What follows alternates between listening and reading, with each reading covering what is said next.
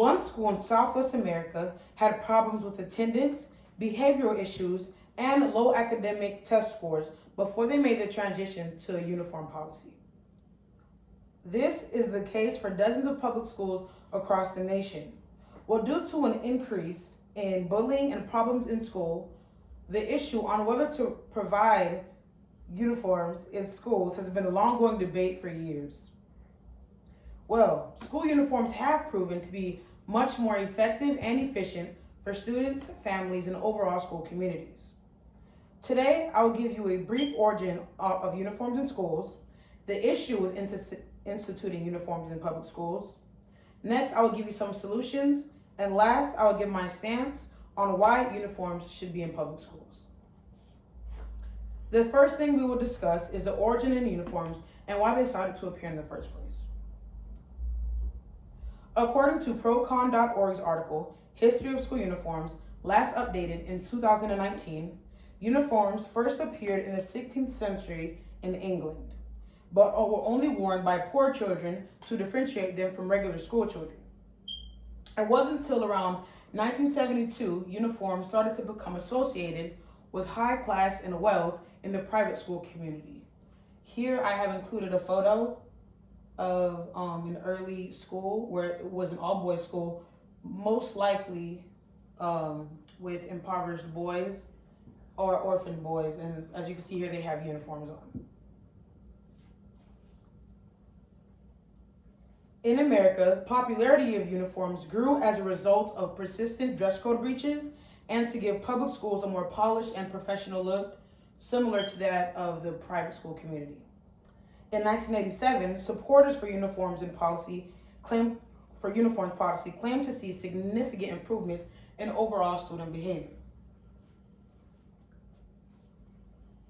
Schools struggled with distractions that free wear brought, like showing too much skin, promoting gang violence, or simply not having the latest fashion trends. School officials firmly believe that by taking away the clothing distraction, it would create an equal relationship among students, which would promote the healthiest and best learning environment.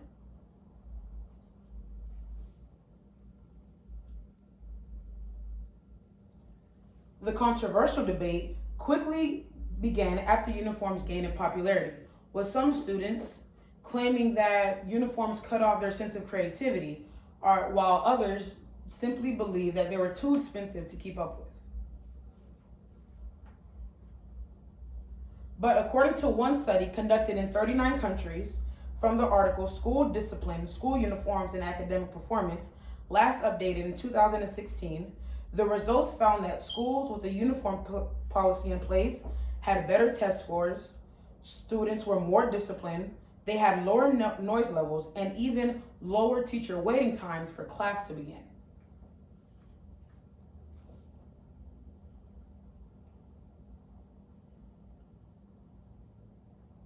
Now that you know a little bit about the origin of uniforms, there seems to be only one solution to stop the problems that persist with uniform present, and that would be to create and enforce a district-wide uniform policy. The first thing everyone should do is to learn about the topic and discover the facts and statistics that about the uniform success rates that they have had in the past. Share your knowledge with your friends and family, especially those who have children in the public school system, as this information will more relate to them. Once enough people are informed about the issue and are passionate about making a change, we can move to speaking to people with higher authority in the area, like principals and superintendents. If the vote passes, the summer before the new school year began, emails would be sent to all student and parent emails about the new uniform policy.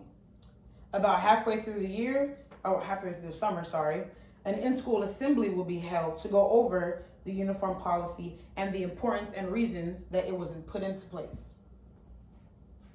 Here, there will also be a handout with all information discussed, as well as a website where the new uniforms can be ordered through the school's personal vendor.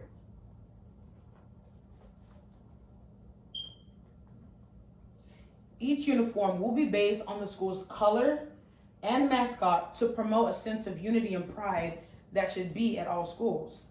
Uniforms will consist of your average polo shirt and khakis, with appropriate length skirts, of course, available for purchase but not required. This option would be more for students who engage in a religion where pants are not allowed.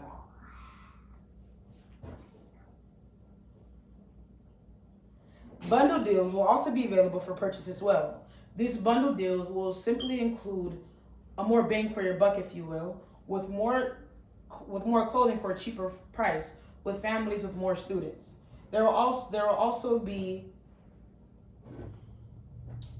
scholarship uniforms in which families can purchase gently used uniforms for free or little to no price. Once the school year gets rolling, there will be an assembly within the first week of school going over the uniform policy. Here, the principal will explain why the uniform was put into place and the importance of it.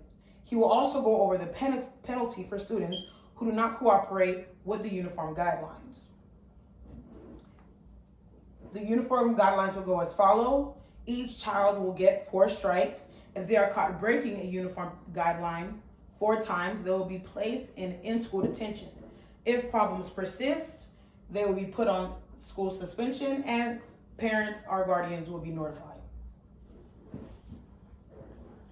Here I have included what uniform rules would most likely look like for each school, and that would be: belts must be worn to prevent the saggy pants look if pants do not fit correctly. Shirts must be tucked in to prevent the oversized look. Shirts must be buttoned as to not see any cleavage or chest area, but jewelry and accessories of whatever color will be permitted to allow personalization for each student, as long as nothing is offensive or hinders the learning process. Here are some examples: whatever jewelry you like, belt colors doesn't really matter, shoes, whatever pleases you.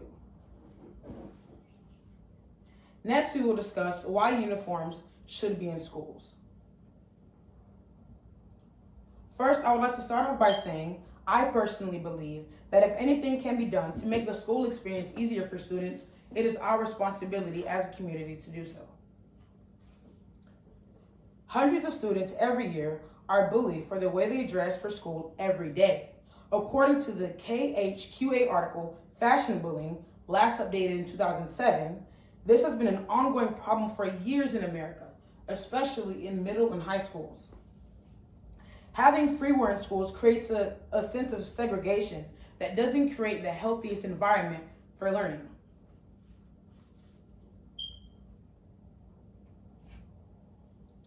Uniform can also help you spot any intruders or people that shouldn't be on school premises, thus creating a safer school environment.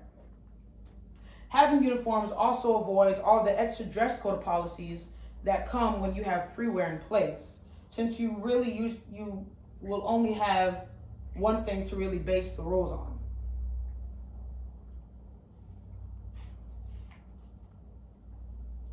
Another overall benefit is the amount of money you can save for families. Just imagine only buying 3 pairs of pants and, let's say, 4 shirts for the entire school year, in comparison to trying to get your child the latest fashion trends every 1 or 2 weeks. The school uniforms, of course, will be made out of very good quality so that they can last all year round. And if properly taken care of, they can be used for the following school year, or given to siblings, or donated back to schools for the scholarship uniform program previously mentioned. Unfortunately, if this uniform policy is not adopted, of course there will be consequences. First off, fashion bullying will continue to take place. Kids will go through these damaging effects and make a child not want to come to school. Children depression would increase, of course, because the amount of bullying that's continuing to happen at the place they have to be at every single day. Having uniforms would make people focus on other attributes that their peers could have, like their intellects, their talents, their true personalities, instead of just what they have on. Now, I have included some simple action steps that each of us can take, and that would be to get informed and share what you know about others.